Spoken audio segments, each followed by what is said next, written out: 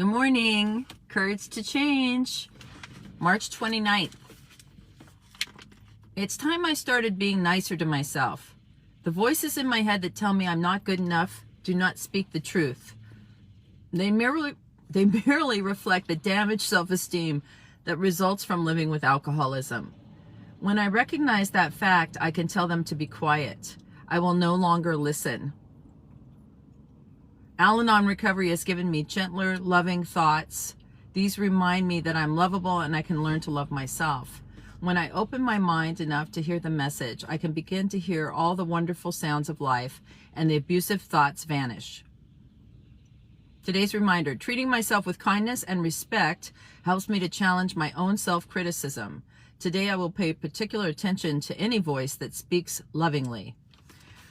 Well, this is a good one. This is the, I call it the voice in my head that holds the whip in the chair. You know, there's no one holding a whip and a chair on me but me.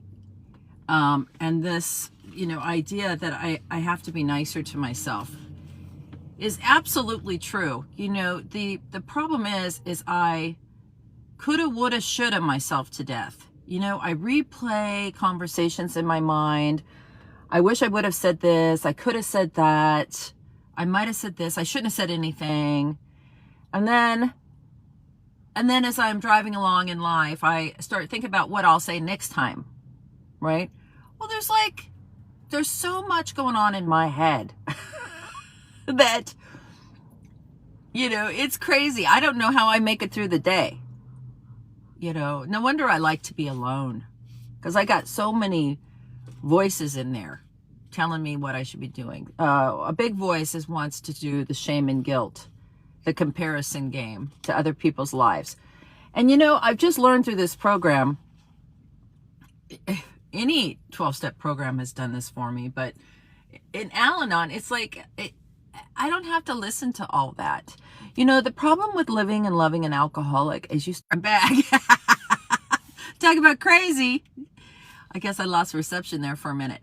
Yeah, you start questioning, right? There's the gaslighting or the lying that happens when you love an alcoholic. You start to wonder, right?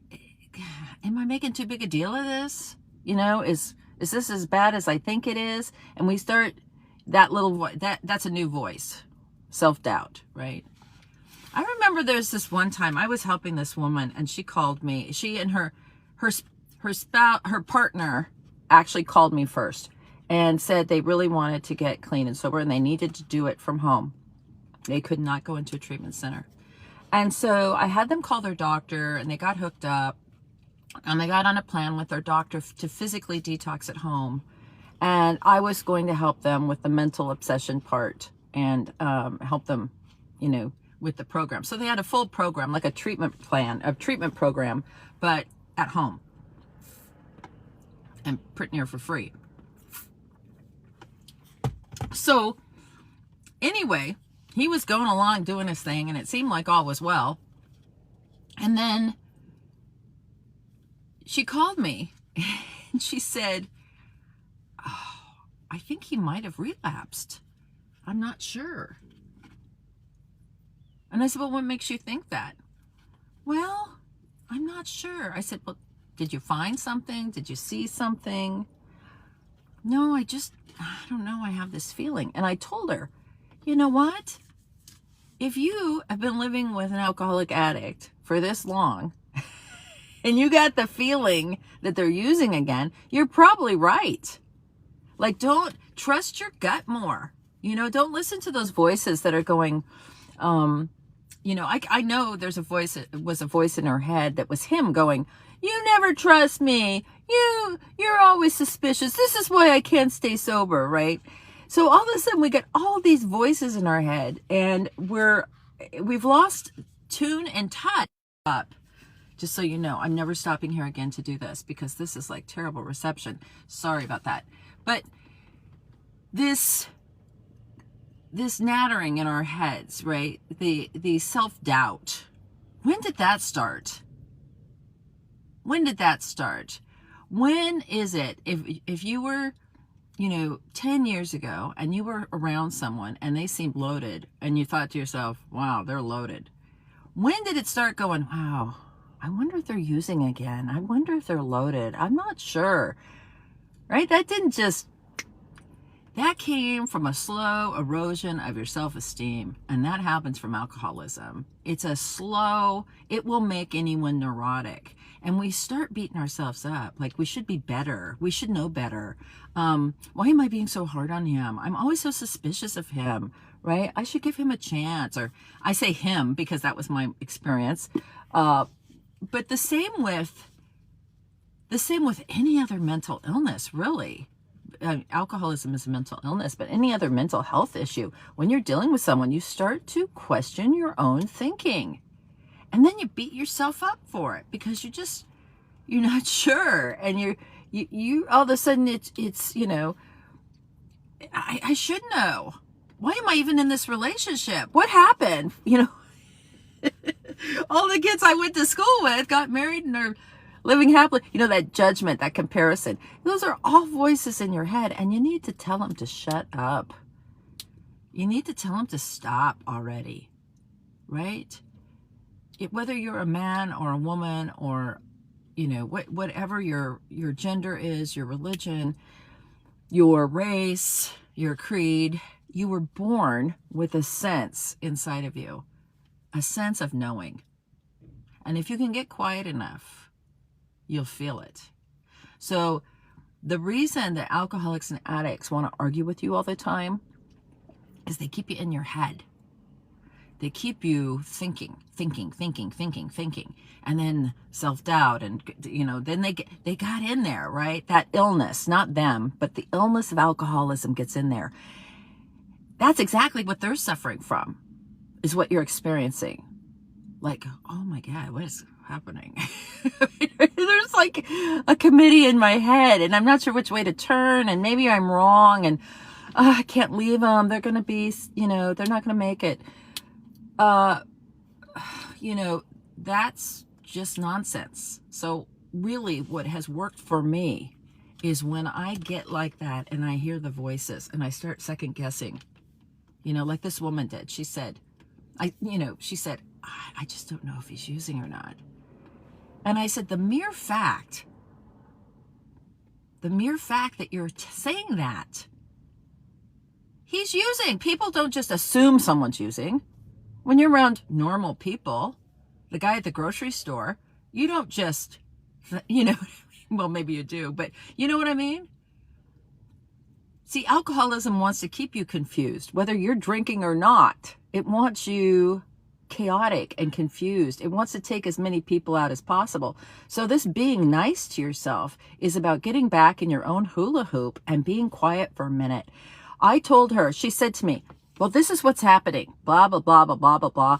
And then he came home from work and blah, blah, blah, blah, blah. And she gave me the scenario and she said, do you think he's using? And I said, what do you think? And she got real quiet. And I said, close your eyes, right? Close your eyes. Take a deep breath. And if you do this right now, if you close your eyes right now, right? You take a deep breath. Can you feel that thing where you come back to center? Well, she did that, and I asked her, is he using? And she said yes. She knew. She just didn't want to know. She didn't want to. She wanted to avoid it. It's the same with anything else in your life. Should I do this? Should I do this? Just get quiet. Get back in your own hula hoop. Get everybody out of your hula hoop, if there's people in there, and take a deep breath. Close your eyes. Take a deep breath. Feel the center. Feel your feet on the ground, right? Even if you need to, a technique I use is I shoot these branches.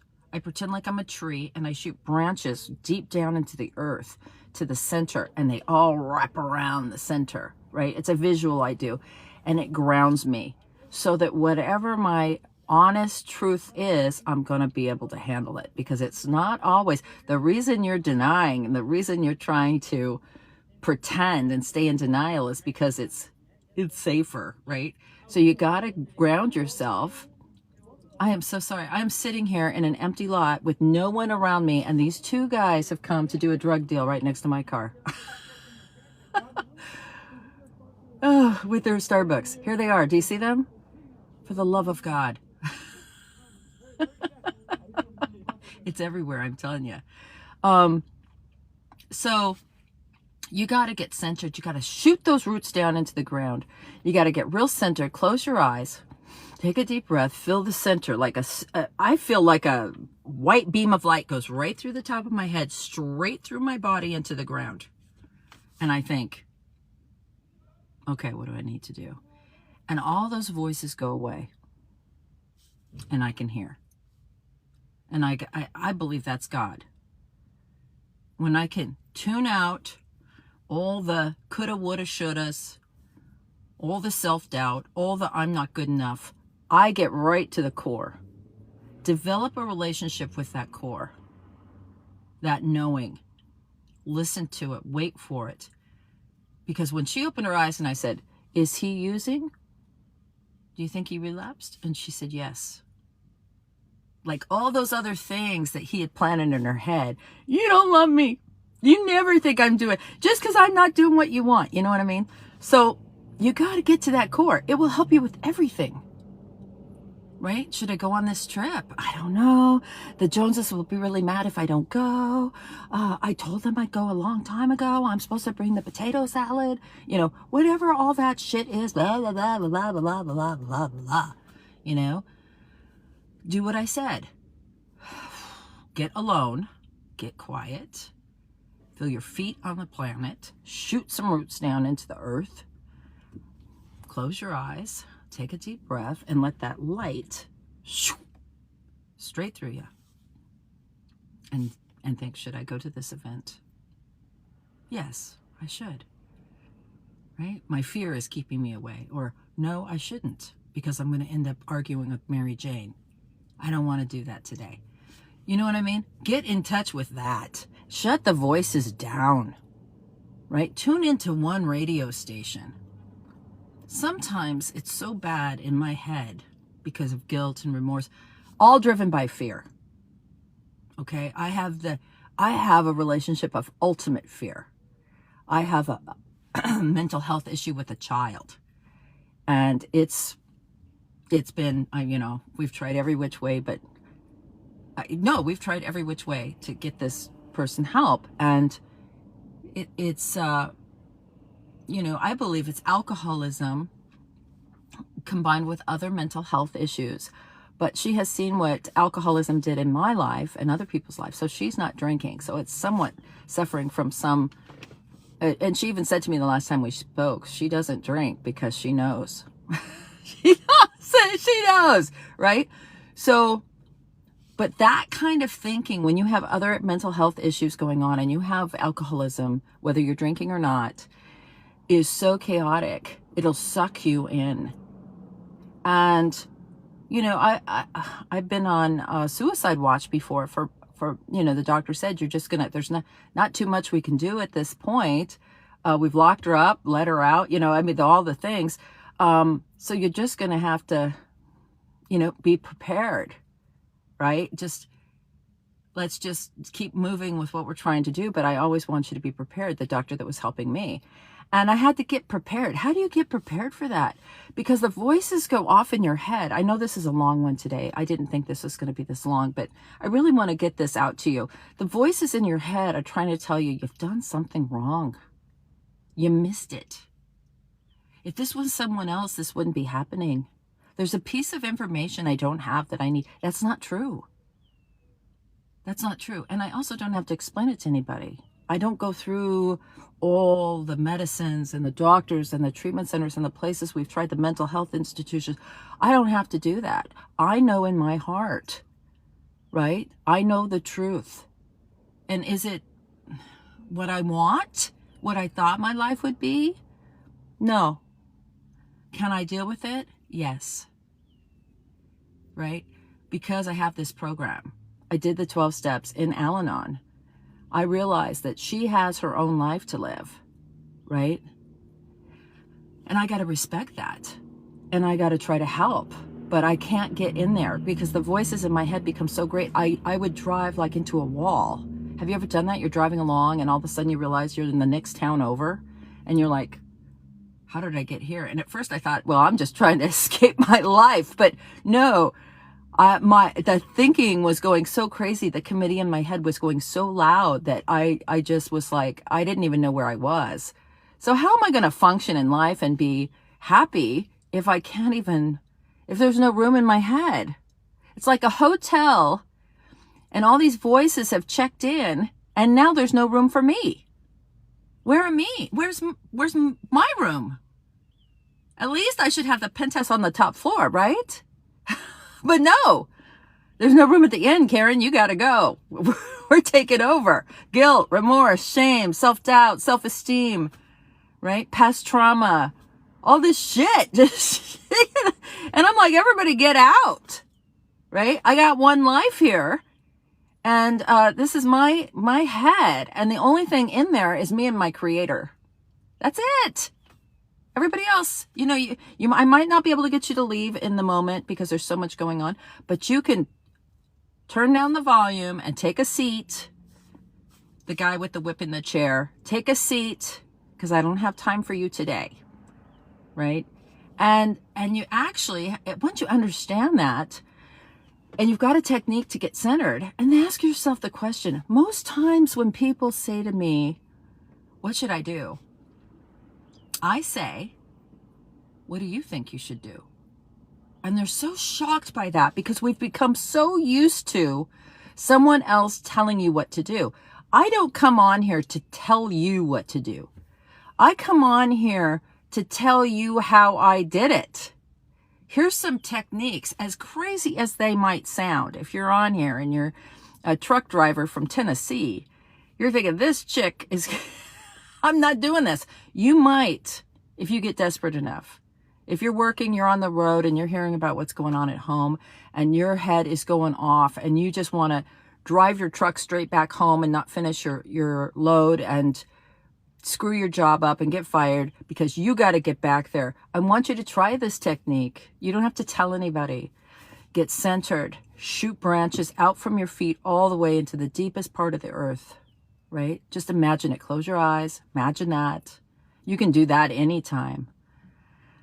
I do that when I get scared. I was in Walmart and this guy got crazy. I think he had other issues, but he got crazy. And I thought, my mind went directly to, oh my God, he's going to pull out a gun. I mean, he was that crazed. And I was thinking, I got to hit the floor and and I thought, wait a minute. Hold on, sister. You know, I'm ready to pull everybody down on the floor. Went straight to fear. And so I grounded myself.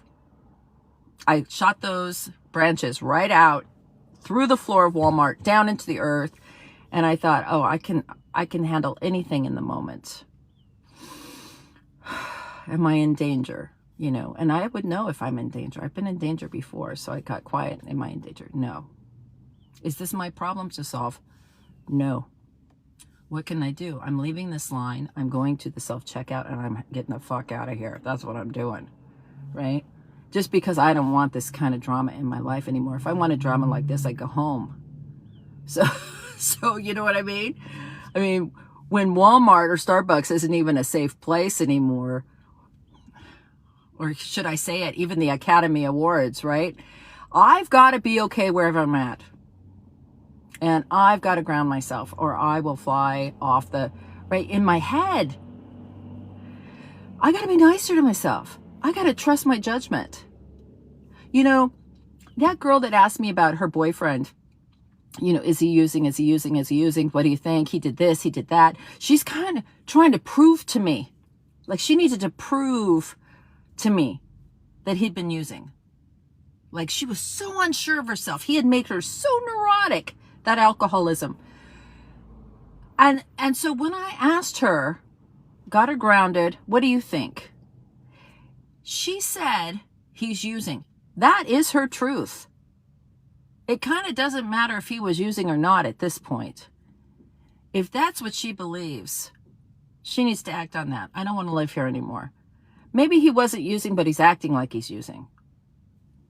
You know what I mean? If she didn't want in the relationship anymore, that's the part she was really struggling with. Am I going to live like this with an untreated alcoholic? You know, who's pretending, who's 1 minute away from a relapse, right? Is he doing what he's supposed to do, or is he just doing it so he doesn't have to leave? So she had to get true. And who am I to say, no, I think you're wrong? No, your truth is your truth. Start developing that, okay? Start creating a connection with your inner self, right? With your divine creator. However you do that. But that's just the way I do it. Anyway, I went on way too long. I love you all. Have a fantastic day. Please comment and let me know what you thought about this reading and how it pertains to you in your life. You might have got a completely different hit off of it. So let me know. I love you, and I'll see you tomorrow. Bye.